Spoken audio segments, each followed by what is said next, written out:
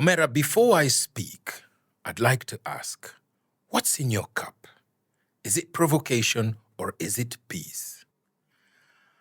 I am the Kikombe, your second favorite storyteller, and today I serve to you a story that's brewed in a fire of silence and a rainfall of memory. Buckle up. If the cup was cracked when given to you, don't be surprised when it leaks your dreams. 1963. 1963 is where I want to start this story, somewhere in the middle. In 1963, Omera, there was such a hopeful moment for Kenya. The air was thick with song. There was pomp. The dust was growing everywhere. People were sweaty with sisal skirts swinging left, right, and center. People were wearing ostrich feather. Drums and horns were blowing with jubilation. Shamra, shamra, shangwe na vigelegele, bro. And most of all, history. History was in the air. History was being made in 1963. Yes, Kenya was finally about to run its own marathon on its own terms. This marathon that would determine Kenya's destiny for years and generations to come. This marathon that would finally ensure that this country that was named after a mountain. By the way, do you guys know that this country was named after a mountain? Kirinyaga, Kirenya. The British could not pronounce the word, so they just went with Kenya.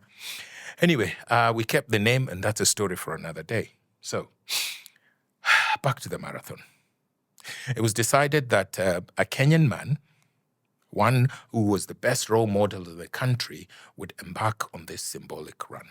Someone who represented the ordinary Kenyan.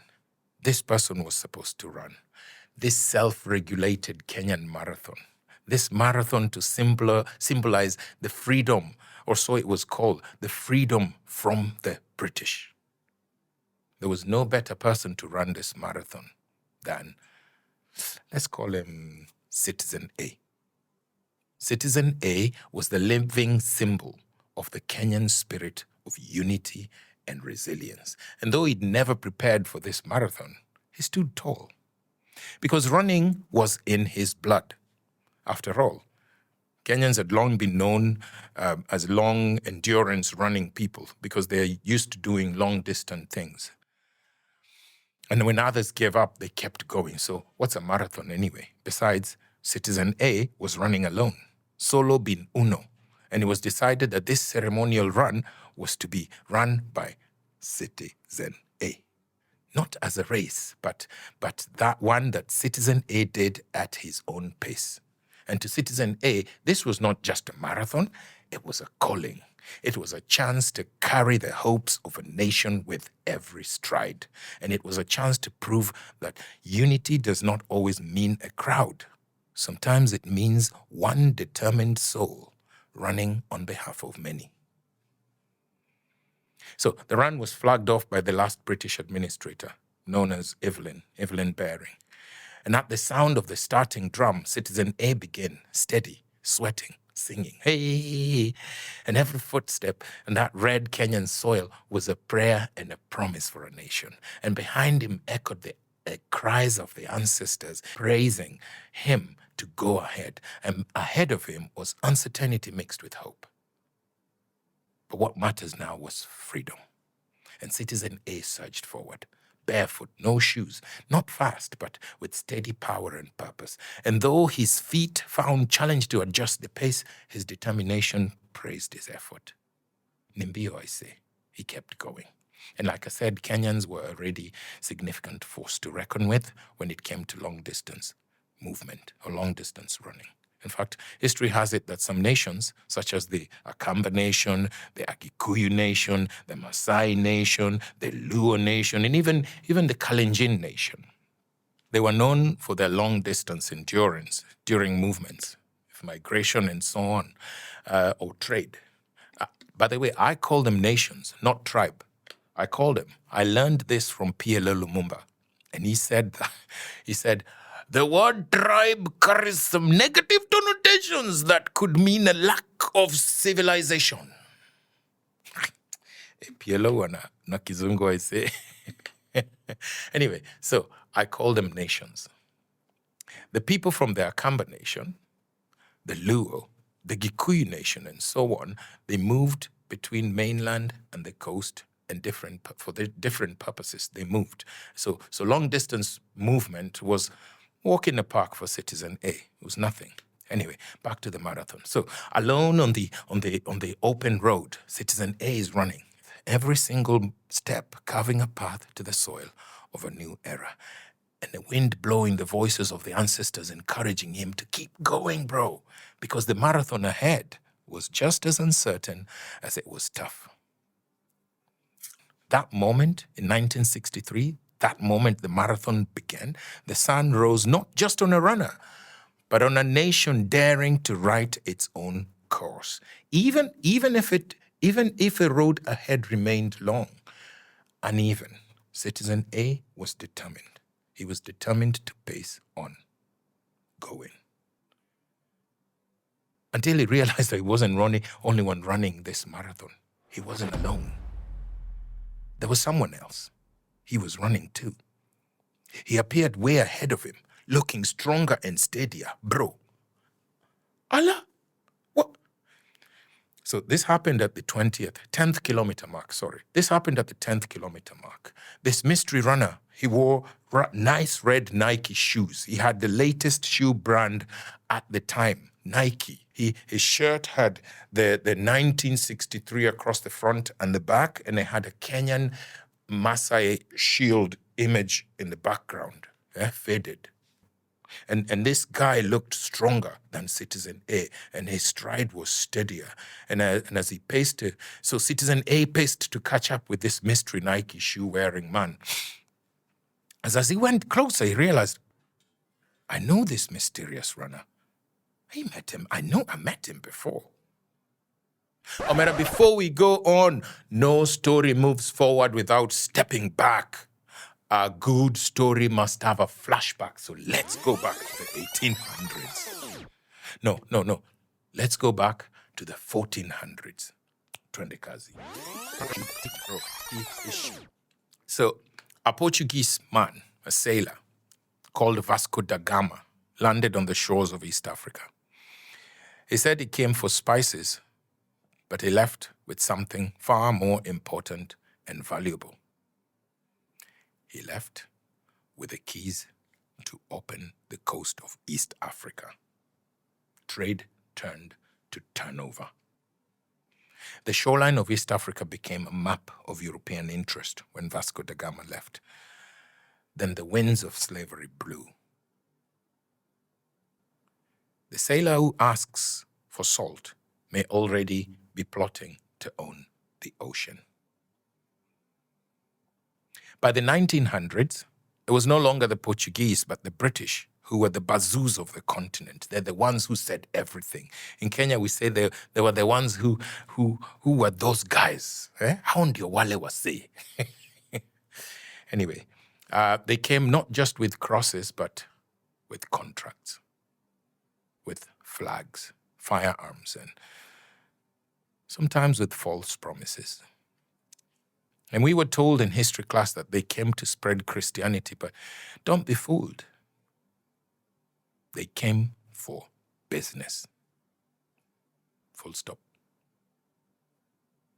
Yes, the British came to Kenya to do business. Business. Now, in the 1800s, there was a company called IBEAC. Not with Ruto, not Ruto, look at this one. It might sound familiar to IEBC, but this was IBEAC, the Imperial British East Africa Company. And their mission? Trade, control, profit,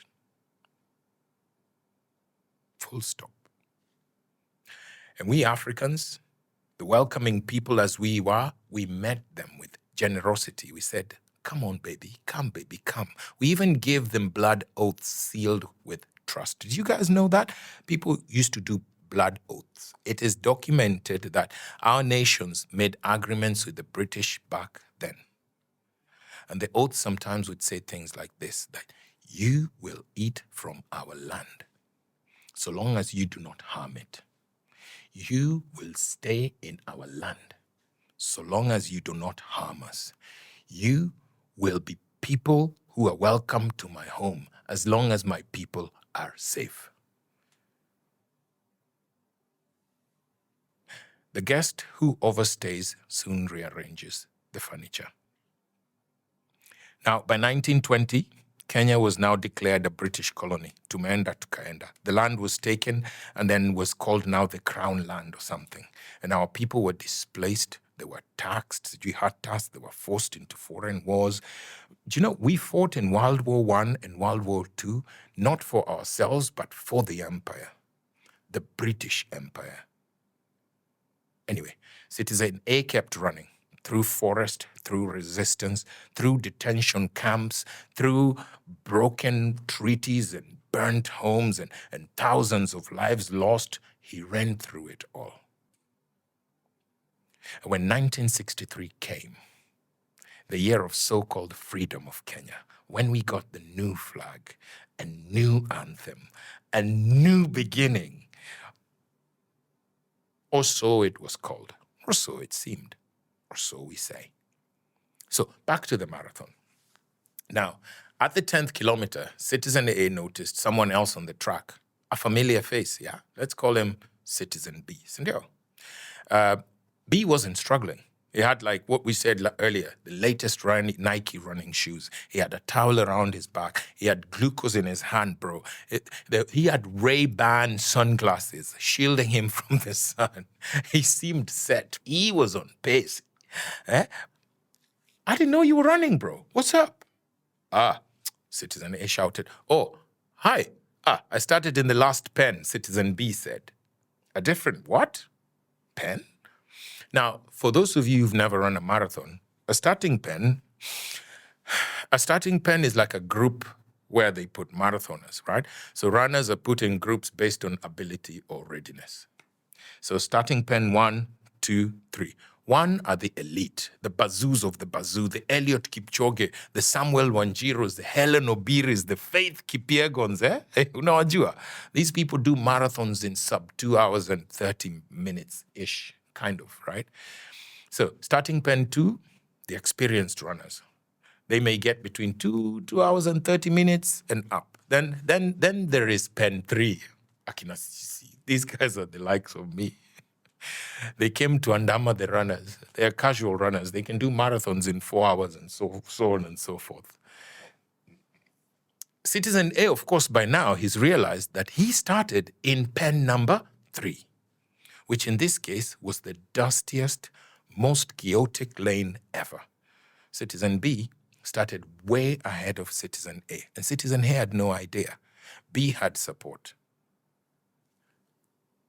So this was not a one-man run. This was a race. A full-on race, bro. A race.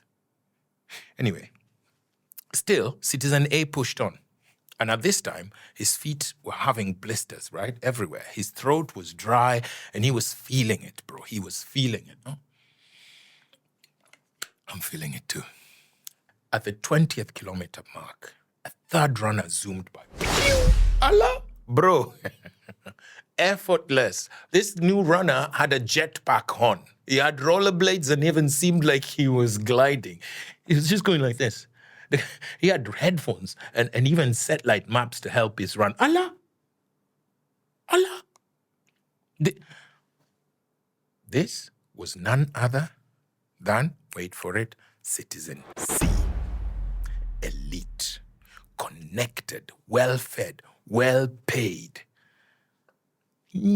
Citizen C was not just running. He was flying, bro. He had Google Maps, he had hydration, he had private coaches, he had a cooling fan in his ski. This guy went to the running group of running schools, I say. Anyway, so Citizen C was not running to prove a point. He was running to win. Citizen C was running to win. And the worst thing about this is that Citizen A knew him. And it also appeared that Citizen B already knew that Citizen C was running. This was the man who once stood with them at the table of independence. Citizen C had gone to negotiate for the freedom of Kenya. Citizen C had been the one who was one of us. He was given the mantle by Evelyn Baring, the man who gunned off the marathon. Now, he was running. Citizen C is ahead of all of them. In fact, he was flying ahead of them. He was on lane A, and B was even not allowed to go into lane A. And every time Citizen A tried to go into the lane, Citizen B taser. The drum that may have called the race may have been leading you astray. Citizen A was blocked from running. Safe. Citizen B now realizes that Citizen A is the closest competitor, puts a police line, do not cross. And that's when it hit Citizen A that this was not a ceremonial run. The race had been rigged from the start. A run must be run because Citizen A is Kenyan and he's not turning back. But every time he gained speed, the road cracked beneath him. Every time he reached a water station, it was dry. Every time he caught breeze, someone raised the temperatures and even asked him to pay to cool off. Every time he caught some peace, his children were taken.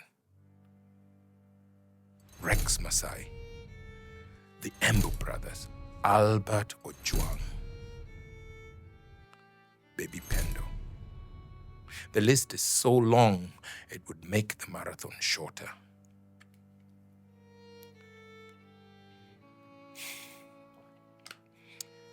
If you thought hunger was bad, then you haven't met famine. Citizen A is tired. He's tired of promises. He's tired of potholes. He's tired of pushing with nothing to show. And he was told that if he got an education and he followed the law, if he started a business and did everything right, he would make it. But taxes crush him. Loans strangle him. Health kills him. Education evades him. How can he win? How can he win? He can never win. The race was rigged. The system works perfectly, just not for Citizen A. The British came to do business. The British came to do business.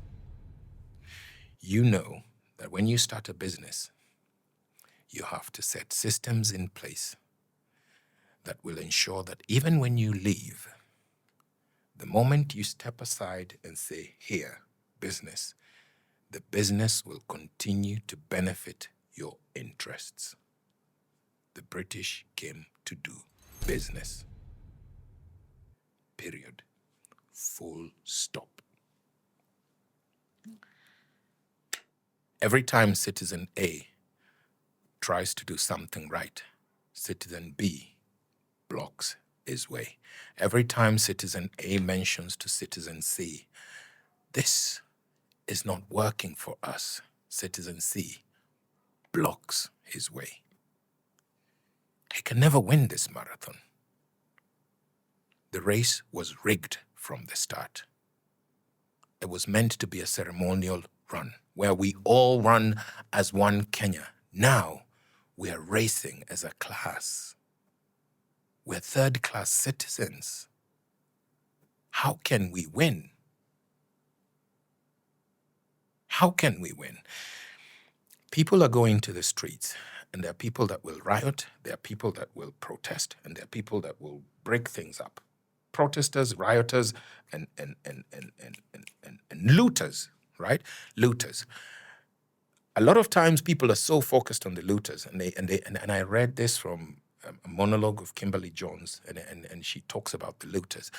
A marathon sorry, in every protest, there's going to be looters, and the looters will come and steal. They'll come and break things from you. They'll come and steal your phone. They'll go and bang windows and steal a packet of wonga.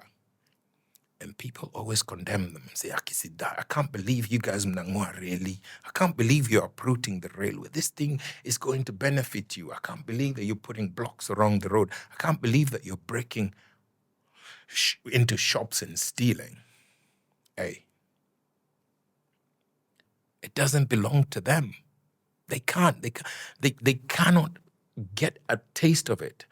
Why do you think that it's 2025 and most Kenyans are educated, yet they cannot access the very basic things that were promised to them by this education? Why?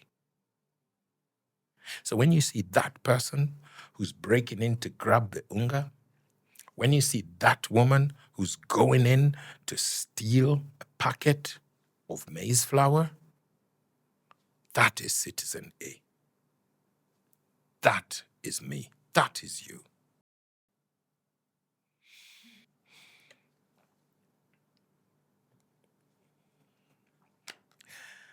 The British came to do business. So when you see him stealing that packet of wunga, when you see him snatching that phone or breaking that window, ask yourself, what race did citizen A run to get here? What race did he run to get here?